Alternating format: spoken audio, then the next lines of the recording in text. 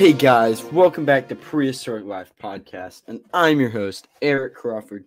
And today, we're going to dive right in with the Arctic monster itself, the Cryolophosaurus. Please join me on this, with this magnificent dinosaur. Sorry, got a little cough. This is one of the very few dinosaurs found in Antarctica.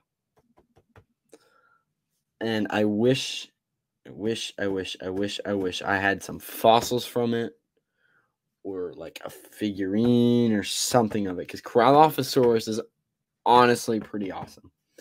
So they could have actually probably been fed. I say that, but ancient Antarctica was not.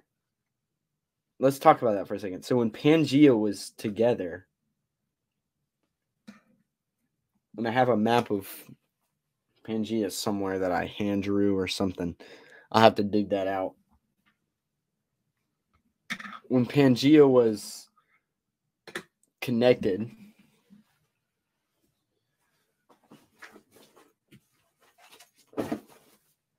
and I know exactly where this map is at. Give me just a moment. So when Pangea was connected, there was nothing really. This is a rough map that I hand drew. There was nothing really South Pole here, North Pole here. There's no real land mass like we have nowadays. If you look like a modern globe, there's like, well, you've probably seen a modern map or globe. They got like land down here. You got the continents broken up all the way up here. Pangea was mostly ocean.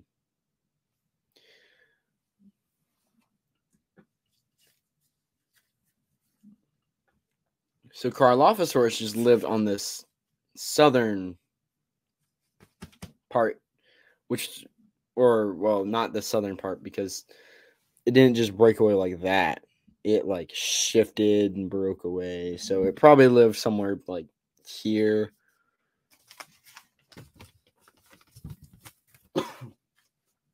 That's a little map of Pangea. I'm so sorry about this cough, guys. I know it's probably going to get annoying. So, of course, you have the traditional theropod body with a long tail, arm with 3 clawed fingers, give or take, probably another one. Could have been feathered, as some theropods probably were. But it probably lived, not to say that it didn't get cold where this bad boy lived, but it wasn't like everything's a frigid tundra like it is nowadays, if that makes sense. So you've got its head, got more of an overbite-ish kind of thing going on, or it possibly had lips. I don't know. I haven't looked at the skull recently. And this is the coolest part. Cryolophosaurus has like a little crest thing that comes up and around. So if you got, let's say this is its skull, it's got like a crest like that, which is pretty cool, and why I think it's pretty awesome. It's pretty unique because it's one of the very few carnivores that has something like that. Which is also why Allosaurus is personally one of my favorites, because it's got like an actual head crest kind of thing. So that's the head crest. Probably could have been a different color to scare off whatever thing tried to hunt this, if something did, which I doubt. Or to like attract mates. So let's get into the measurements of this bad boy. He got up to 26 feet long, weighed up to about 22 tons, and was about 8.2 feet tall. So this was a big boy. He was not short by any measure standard.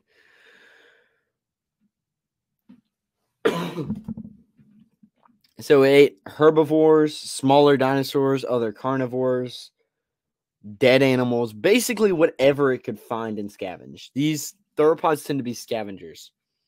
Its fossils were, like I said, one of the few found in Antarctica.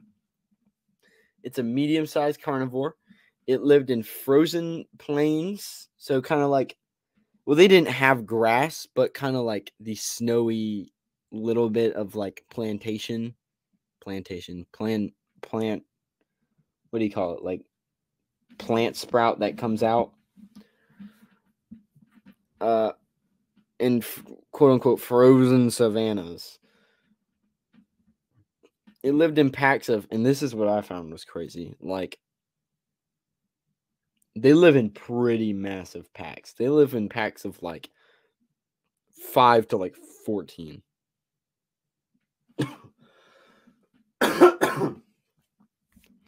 They use sharp teeth and claws as weapons. The crest on the top of its head could have been used for communication as well, which I thought was really interesting. Which also does make sense. As you look at something like the Parasaurolophus.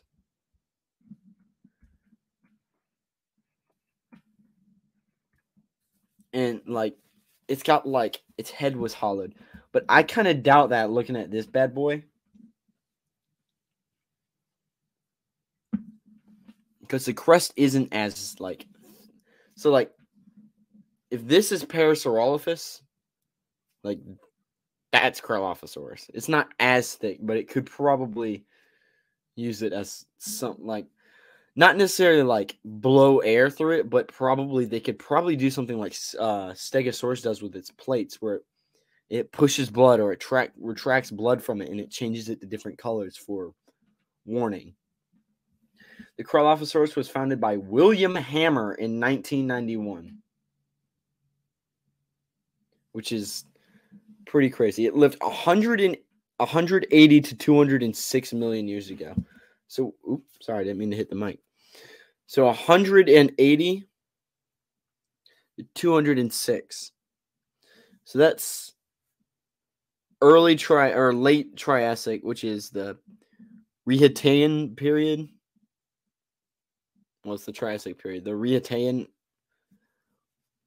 to the 180. So you go all the way down to the early Jurassic to about the Toarcian or even the Allianan.